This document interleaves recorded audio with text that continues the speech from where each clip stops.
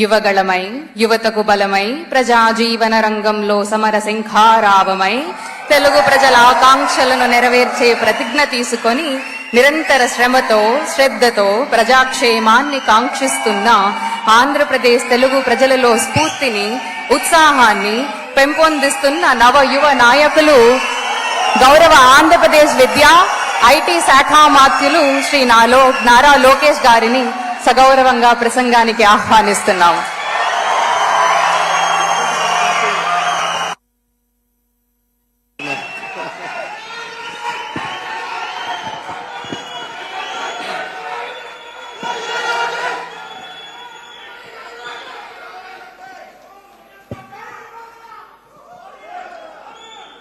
గట్టిగా చెప్పాలి,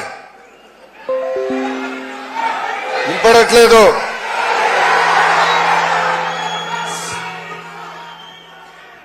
వేదికమైనున్న గౌరవ ముఖ్యమంత్రి శ్రీ నారా చంద్రబాబు నాయుడు గారికి, his excellency Shilpak Ambule Indian high commissioner to Singapore, గౌరవనీయులు రవిప్రసాద్ గారికి, గౌరవనీయులు నారాయణ గారికి, గౌరవనీయులు టీజీ భరత్ గారికి, special thanks to the global India international school for allowing us to host such a memorable event here. And to the Indians who are present here in large numbers to welcome the Honorable Chief Minister, I would like to thank all of you for giving me this amazing opportunity. Singapore లో తెలుగుల ఉత్సాహం super. నేను airport దగ్గర నుంచి ఈరోజు ఈ auditorium వరకు చూస్తున్నా, అడుగడుగున తెలుగులు పెద్ద ఎత్తున బయటకు వచ్చి గౌరవ ముఖ్యమంత్రి గారికి స్వాగతం పలుకుతాం చూశాను. నేను సింగపూర్ లో ఉన్నానా లేదంటే సింహాచలంలో ఉన్నానా అనే డౌట్ ఈ రోజు నాకు వచ్చింది. ప్రపంచంలో ఏ దేశానికి వెళ్ళినా తెలుగులు అగ్రస్థానంలో ఉన్నారు. సింగపూర్ లో కూడా ఈరోజు అదే నాకు కంపడుతుంది. అందరూ మిమ్మల్ని ఎన్ఆర్ఐలు అంటారు, అంటే నాన్ రెసిడెంట్ ఇండియన్స్. కానీ నేను మిమ్మల్ని ఎంఆర్ఐ అంట, మోస్ట్ రిలయబుల్ Indians.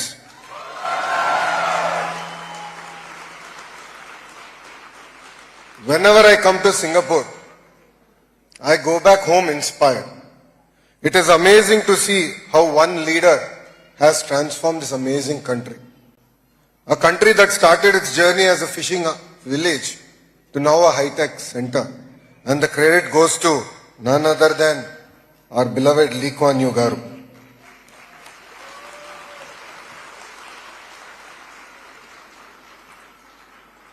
తెలుగువారి ఆత్మగౌరవం కోసం పెట్టిన పార్టీ తెలుగుదేశం పార్టీ. అసలు తెలుగు సత్తా ఏంటో దేశానికి చూపించిన పార్టీ తెలుగుదేశం పార్టీ. ఆనాడు తెలుగుల్ని మద్రాసి అనేవారు. అది విశ్వవిఖ్యాత నట సార్వభౌమ స్వర్గేసి నందమూరి తారక రామారావు గారు, లేదు మేము మద్రాసీలు కాదు తెలుగులు అనేది ఒకరు ఉన్నారు అని ఢిల్లీకి వినిపిస్తోంది జరిగింది. అదే స్ఫూర్తితో ప్రపంచానికే తెలుగు సత్తా చూపించింది మన గౌరవ ముఖ్యమంత్రి శ్రీ నారా చంద్రబాబు నాయుడు గారు. 1994లో చాలా మంది అన్నారు కంప్యూటర్ అన్నం పెడుతుందా అని. పెద్ద ఎత్తున ఇంజనీరింగ్ కాలేజీలు తీసుకొస్తే ఆనాడు గౌరవ ముఖ్యమంత్రి గారిని అనేక విమర్శలు చేశారు. ఈ రోజు వాళ్ళని సూటిగా ప్రశ్నిస్తున్నా, ఎక్కడ చూసినా తెలుగులు ఉన్నారంటే, ప్రత్యేకంగా ఐటీ రంగంలో ఉన్నారంటే ఆ క్రెడిట్ మా నాయకుడు చంద్రబాబు నాయుడు గారికి దక్కుతుంది.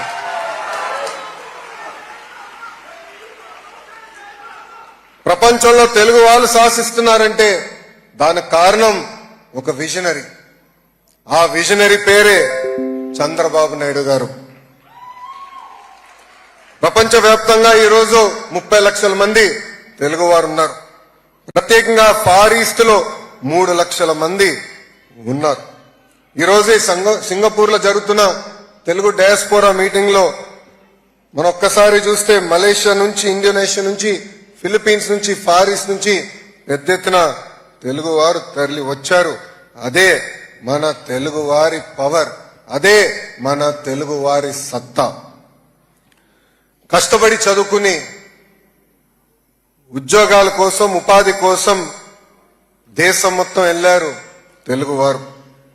ఈరోజు సింగపూర్లో మీరున్నా కూడా మీ మనసు ఎప్పుడూ ఆంధ్ర వైపే ఉంటుంది. రాష్ట్రంలో ఏం జరుగుతుంది, రాష్ట్ర పరిస్థితులు ఎలా ఉన్నాయి, రాష్ట్రంలో రాజకీయాల గురించి కూడా నాకన్నా మీకే బాగా తెలుసు. మీలో చాలా మందికి మీ దగ్గర నా నంబర్ ఉంది. ఇప్పుడు కూడా నాకు వాట్సాప్ చేసి ఫీడ్బ్యాక్ ఇస్తా ఉన్నారు. గడిచిన 5 సంవత్సరాలు మనందరం చూసాం. ఒక సైకో పాలన మనందరం చూసాం, ఒక విధ్వంస పాలన మనందరం చూసాం. అందుకే మీరందరూ ఎన్నికలు జరిగే సమయానికి పెద్ద ఎత్తున తిరిగి వచ్చి, కొంతమంది అయితే 1 నెల నుంచి 6 నెలలు సెలవు పెట్టి కేవలం దారి తప్పిన రాష్ట్రాన్ని సరైన దారిలో పెట్టేదానికి కష్టపడినందుకు నేను మీ అందరికీ శిరసు వంచి ఈ రోజు నమస్కరిస్తున్నాను.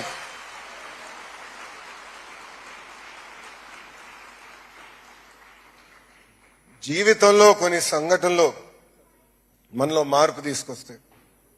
నా జీవితంలో అలాంటి సంఘటన చంద్రబాబు నాయుడు గారి ఇల్లీగల్ అరెస్ట్.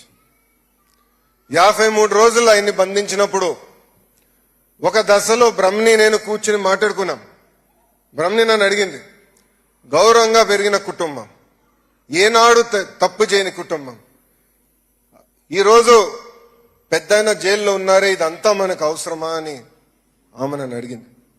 కానీ అదే రోజు హైదరాబాద్లో గ్రాటిట్యూడ్ కాన్సర్ట్ జరిగి 45,000 మంది ఐటీ ప్రొఫెషనల్స్ వచ్చి ఎస్ మేము చంద్రబాబు నాయుడు గారితో నిలబడతామని చెప్తాం జరిగింది. అంతేకాకుండా సింగపూర్లో ఉన్న భారతీయులు, తెలుగులు చంద్రబాబు నాయుడు గారు మేము అండగా ఉన్నాం,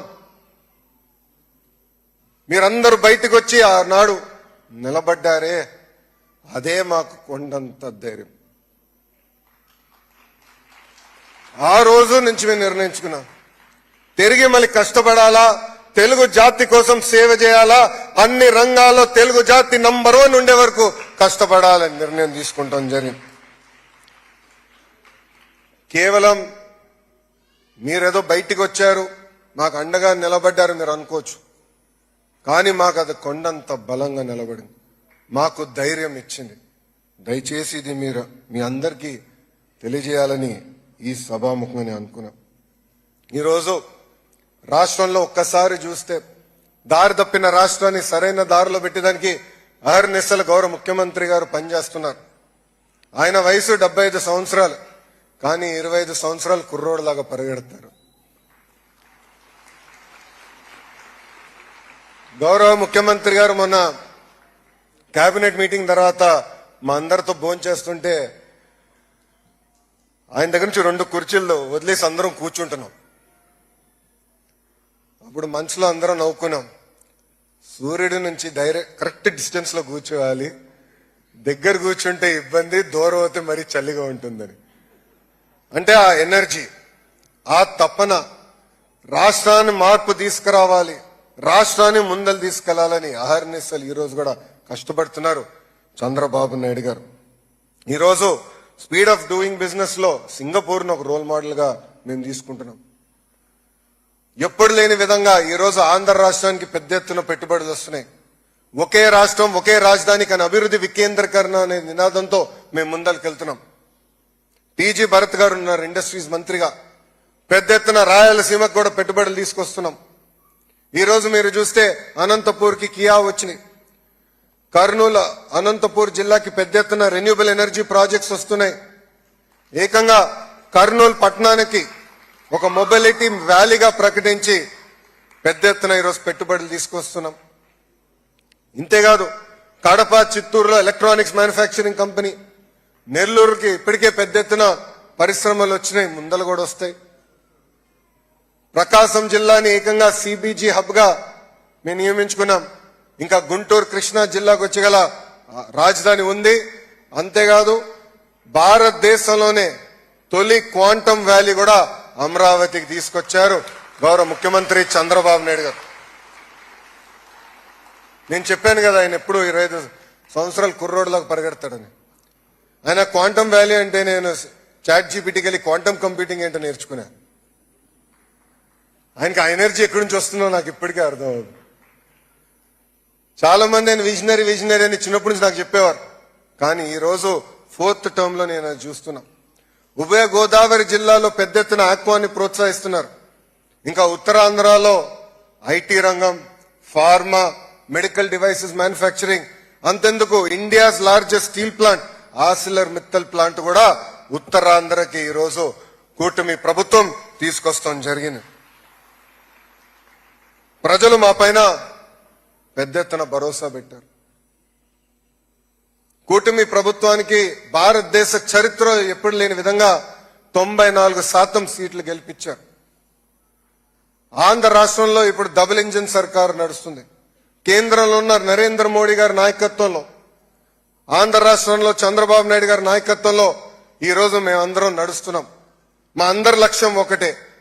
ఈ 5 సంవత్సరాల్లో, గడిచిన 5 సంవత్సరాల్లో మనం నష్టపోయిందంతా వడ్డీతో సహా తిరిగి తీసుకురావాలా, అభివృద్ధి చేయాలనేది. గతంలో చంద్రబాబు నాయుడు గారు ఇచ్చిన పిలుపు మేరకు చాలా మంది జన్మభూమి కార్యక్రమంలో భాగస్వామయ్యారు. ఆనాడు పెద్ద ఎత్తున గ్రామాల్లో ఇన్ఫ్రాస్ట్రక్చర్ మనం ఏర్పాటు చేసుకున్నాం. ఈ రోజే గౌరవ ముఖ్యమంత్రి గారు ప్రత్యేకంగా P4 గురించి ప్రెజెంటేషన్ కూడా వేస్తాం జరిగింది. దాంట్లో స్పష్టంగా ఒక హెల్దీ, వెల్దీ, హ్యాపీ ఆంధ్రప్రదేశ్ కోసం మనందరం భాగస్వామ్యం అవ్వాలని గౌరవ ముఖ్యమంత్రి గారు కోరటం జరిగింది. ఇది కేవలం డబ్బులే కాదు, మెంటరింగ్ అనేది చాలా చాలా అవసరం.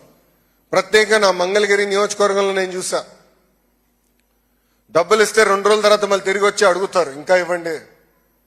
అట్లా కాకుండా వాళ్ళ సొంత కాళ్ళపై నిలబెట్టడానికి అవకాశం కల్పించినప్పుడు వాళ్ళు ఎప్పుడు కలిసినా పలకరించినా నవ్వుతూ ఈ రోజు నేను నా సొంత కాళ్ళపై నిలబడుతున్నా, నేనే దేశానికి ఏకంగా పన్నులు కడుతున్నానని చెప్పే పరిస్థితికి ప్రజలు వస్తారు.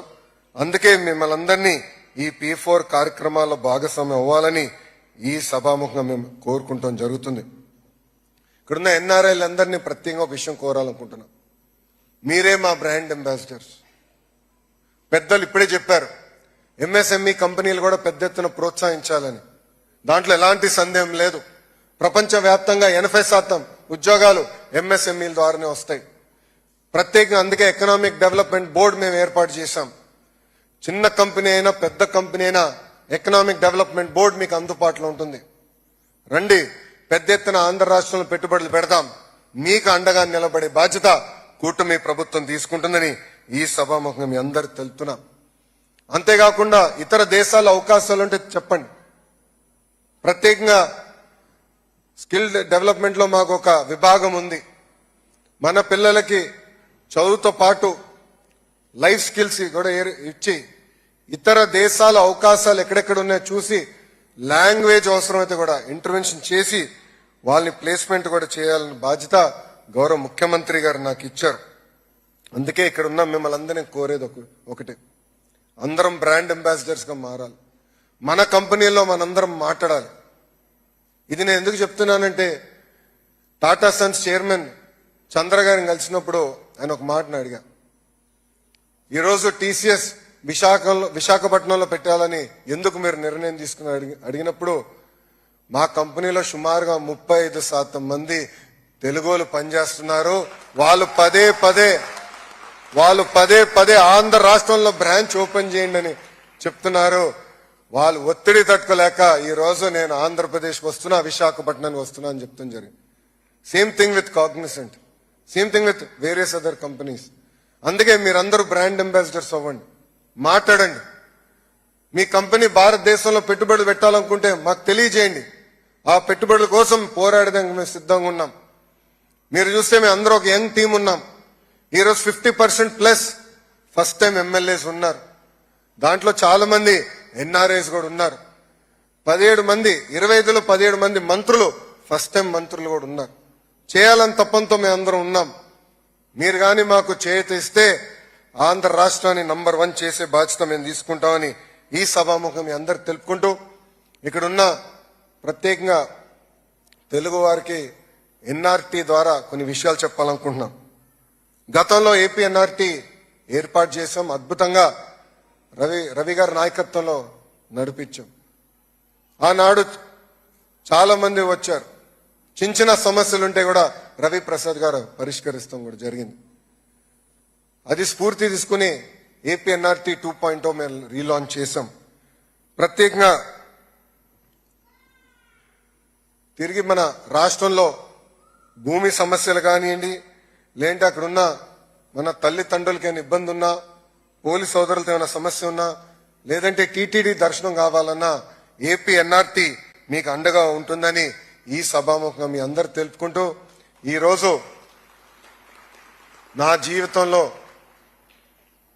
జీవితంలో నిలబడే రోజు. నేను ఎప్పుడు ఊహించలేదు సింగపూర్లో ఇంతమంది తెలుగులు వస్తారని. ఒక ఎనర్జీ కనపడుతుంది, చేయాలని ఒక తపన కనపడుతుంది. గౌరవ ముఖ్యమంత్రి గారు కూడా చెప్పాను నేను, సార్ 2014 నుంచి 19 వరకు కూడా ఇంత ఎనర్జీ నేను ఎప్పుడు చూడలేదు. ఇప్పుడు తెలుగులో కసి ఉంది. ఎస్, మన రాష్ట్రాన్ని అభివృద్ధి చేద్దాం, మన రాష్ట్రాన్ని ముందలు తీసుకెళ్దాం. ఆ కసిని యాక్షనబుల్ ఐటమ్స్ గా తయారు చేసి మనం గాని డెలివరీ చేస్తే ఇంకా ఆంధ్ర రాష్ట్రం పరిగెత్తే స్పీడ్ కి ఎవరు అందుకోలేరని చెప్తాం కూడా జరిగింది.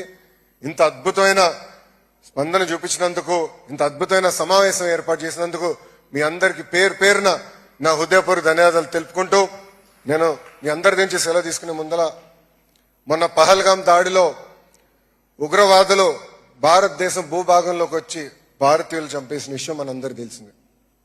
గతంలో ఇలాంటి సంఘటనలు జరిగితే భారతదేశ ప్రభుత్వం ఒక యునైటెడ్ నేషన్స్ ఇతర దేశాలకు వెళ్ళి కంప్లైంట్ చేశారు.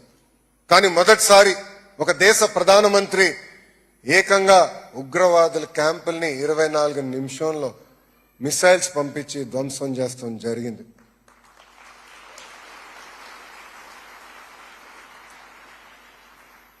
దాంట్లో భాగంగా మన భారతదేశంలో బార్డర్లో కాపలాగా ఉన్న జవాన్లు వాళ్ళ జీవితాలు పోగొట్టుకున్నారు. మన రాష్ట్రానికి చెందిన వ్యక్తి మురళీ నాయక్ గారు ఆయన జీవితం పోగొట్టుకున్నారు. ఆయన కుటుంబంలో ఒకే బిడ్డ. వాళ్ళ అమ్మ నాన్న కూడా చెప్పారు, నేను మిలిటరీకి వెళ్తున్నాం, నీకేమైనా అవుతే మా పరిస్థితి ఏంటని. అప్పుడు అతను చెప్పాడు, నాకేమైనా అవుతే మొత్తం రాష్ట్రమే కాదు దేశం నా కోసం నిలబడుతుందని ఆయన చెప్తాం జరిగింది. అందుకే మనం తిరిగి ఎప్పుడు భారతదేశానికి వెళ్ళినప్పుడు జవాన్ని చూస్తే సెల్యూట్ ఇచ్చి మనం వాళ్ళ దారి ఇవ్వాలని మిమ్మల్ని అందరు కోరుకుంటూ, నా తర్వాత మీరు ఈ విషయం చెప్పాలి. వందే అంటాను, మాత్రం అని మీరు చెప్పాలి. వందే వందే వందే. జై హింద్, జై హింద్. అందరికి నమస్కారం.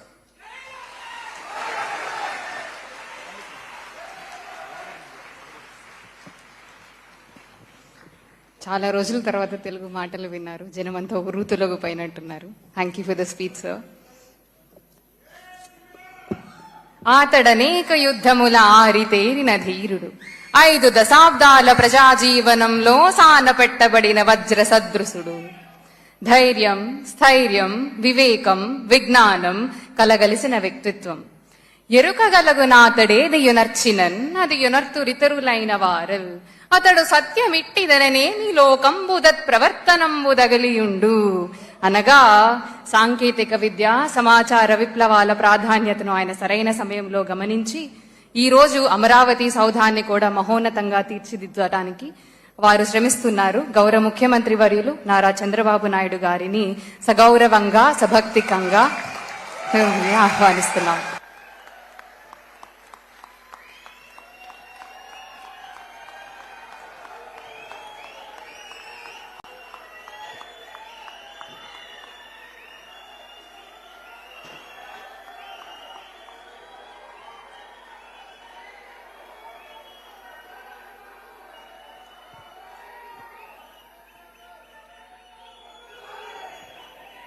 Thank you, ma. Thank you.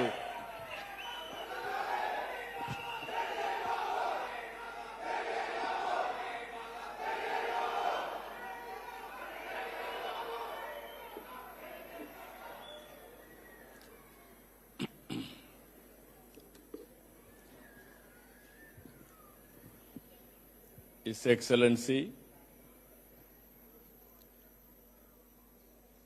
Indian High Commissioner in Singapore, Dr. Silpak Ambule, Honorable Minister for IT and HRD Government of Andhra Pradesh, Nara Lokesh Garu, Honorable Minister of Municipal Administration, Narayana Garu, Honorable Minister for Industries, Sri Bharat Garu, Chairman AP NRT, Ravi Vemur Garu, ఈ రోజు ఉదయం నుంచి చూస్తున్నా నేను చాలా సార్లు సింగపూర్కు వచ్చాను కానీ ఈసారి ఎంత ఉత్సాహంగా ఉన్నారంటే నా జీవితంలో ఎప్పుడూ సింగపూర్లో చూడలేదు, అంత ఉత్సాహంగా ఉన్నారు.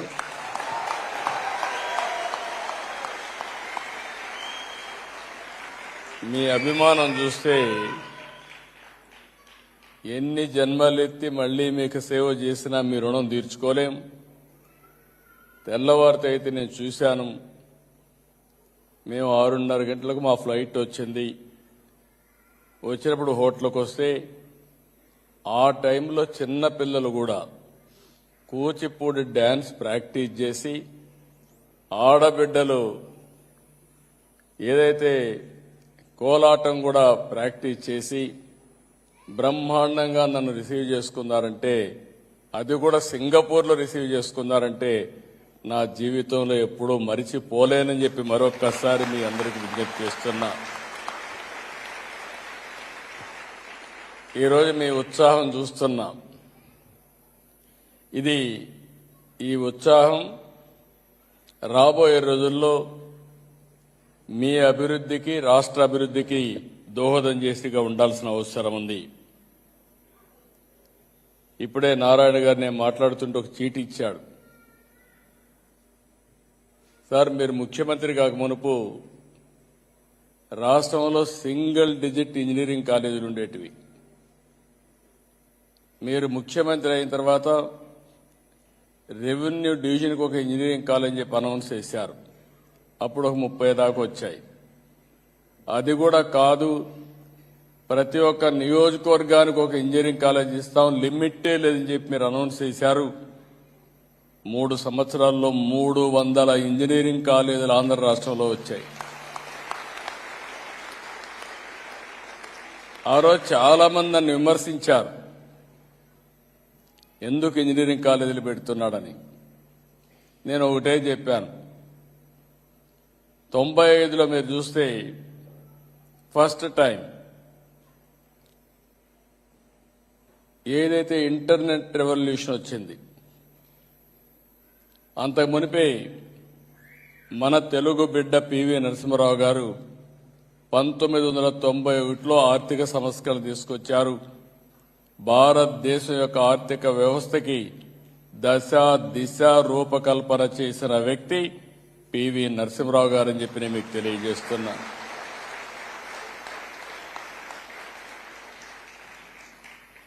ఏదైతే మిడ్ 90స్లో 95 ఆ ప్రాంతంలో ఈ ఇంటర్నెట్ రెవల్యూషన్ వస్తానే నాకు ఒక ఆలోచన వచ్చింది. ఓసారి కొంతమంది కొన్ని ఇంట్యూషన్లు ఉంటాయి, అదే విజన్ అంటాం. భవిష్యత్ అంతా ఇన్ఫర్మేషన్ టెక్నాలజీకి ఉంటుంది, నాలెడ్జ్ ఎకానమీకి ఉంటుంది. తెలుగు జాతి నాలెడ్జ్ ఎకానమీలో అగ్రస్థానంలో ఉండాలంటే ఇన్ఫర్మేషన్ టెక్నాలజీ ప్రమోట్ చేయాలని చెప్పి ఆలోచించాను. దాని పర్యవసానమే సింగపూర్ లాంటి దేశంలో ఇన్ని వేల మంది తెలుగు వాళ్ళు ఉన్నారంటే, అది కూడా నాలెడ్జ్ ఎకానమీలో. నేను మార్నింగ్ అడిగాను ఆడబిడ్డల్ని, ఏమమ్మా మీరంతా ఉద్యోగాలు చేస్తున్నారంటే, మీరు ఆ రోజు పెట్టిన కాలేజీల్లో ఐటీ చేశాం, ఈరోజు ఉద్యోగం చేస్తూ మీ మీద అభిమానంతో ఒక్క వారం రోజులు కోలాటం మళ్ళా మేము ప్రాక్టీస్ చేసి ఇప్పుడు ప్రదర్శన చేసే పరిస్థితికి వచ్చామని చెప్పినప్పుడు చాలా తృప్తినిచ్చింది, ఆనందాన్ని ఇచ్చింది. ఈరోజు మీరు ఒకసారి చూస్తే అమెరికాలో తెలుగు వాళ్ళ సత్తా మనం ఒకసారి చూస్తే మొత్తం ఒకే విషయంలో నేను చూస్తున్నాను. నేను ఎక్కడ పోయినా చెప్తున్నా, ప్రపంచంలో 128 దేశాల్లో తెలుగు వాళ్ళు ఉన్నారు, ఇంకా ఎక్కువే ఉన్నారు. మా ఎన్ఆర్టీ రవి గారి లెక్కల ప్రకారం 128 దేశాలు ఇచ్చారు, ఇంకా ఎక్కువే ఉన్నారు. అయితే ఎక్కడ ఎత్తుక్కోవాల్సిన పని లేదు. ఏ దేశానికి వెళ్ళి ఒక పాష్ లొకాలిటీకి పోయి గట్టిగా తెలుగులో మాట్లాడితే 100 మంది గ్యాదర్ అయిపోతారు.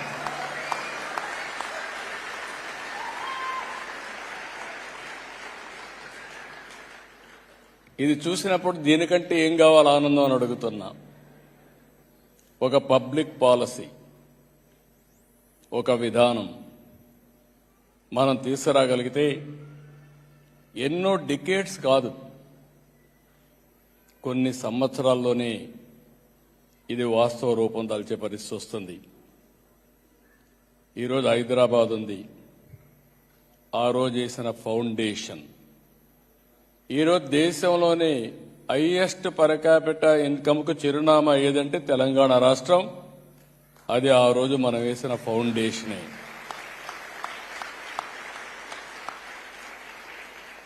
ఇప్పుడే నేను సింగపూర్ దేశానికి వచ్చాం. ఈరోజు వాళ్ళు 60వ స్వాతంత్ర దినాన్ని జరుపుకుంటున్నారు. ఈ సంవత్సరం 60 ఏళ్లే. ఈరోజు 60 ఏళ్లలో వాళ్ళు ఇది చేసుకుంటా ఉంటే $85,000 US dollars per capita income. నాకు ఈ దేశం మీద చాలా అభిమానం, రెండోది గౌరవం కూడా. ఈ దేశం అంటే చిన్న దేశం, ఒక ఫిషర్మెన్ విలేజ్, ఒక దార్శనిక కళ. మలేషియాతో ఉంటే 2 దేశాలు కూడా ఇప్పుడు కూడా కలిసి పనిచేసుకుంటున్నారు. కానీ వీళ్ళు లాభం లేదని బయట బొమ్మంటే బయట వచ్చి ప్రపంచంలోనే ఒక గౌరవప్రదమైన దేశంగా తయారు చేశారంటే అది ఒక వ్యక్తి సాధించిన ఫౌండేషన్ వేసిన విధానం అని చెప్పి నేను మీకు తెలియజేస్తున్నా. ఒక నీతి, నిజాయితీ. ఓసారి అనిపిస్తుంది, నిన్నే గవర్నర్ అయ్యాడు అశోక్ గజపతిరాజు గారు. ఆయన ఫైనాన్స్ మినిస్టర్గా ఉండేవాడు. నేను ఫస్ట్ డెలిగేషన్లో ఆయన తీసుకుని ఇక్కడికి వచ్చాను. ఆయనకు సిగరెట్లు తాగడం సరదా, తాగతానే ఉండేవాడు సిగరెట్లు. నేను ఎప్పుడు అనేవాడు, నువ్వు సిగరెట్ మానవయ్యా, లేకపోతే నీ ఆరోగ్యం పోతుంది, కొంచెం కంట్రోల్ చేసుకోమని చెప్పేవాడిని. సింపుల్ మ్యాన్, సిగరెట్లు తాగేవాడు. సింగపూర్కి వచ్చాడు, సిగరెట్ తాగడం మానేశాడు. నాకు ఆశ్చర్యం వేసింది. ఒక వ్యసనాన్ని ఇమ్మీడియట్గా మానేస్తారంటే ఆశ్చర్యం వేసి అడిగా, ఏంటి అశోక్, ఎక్కడ సిగరెట్ కనపడలేదు ఏంటన్నా. సార్, ఇక్కడ పొరపాటున సిగరెట్ తాగితే $500 ఫైన్ వేస్తారు. నేను తెచ్చిందే $500. ఇప్పుడు $500 పోతే నేనేం చేయాలి సార్ అన్నాడు.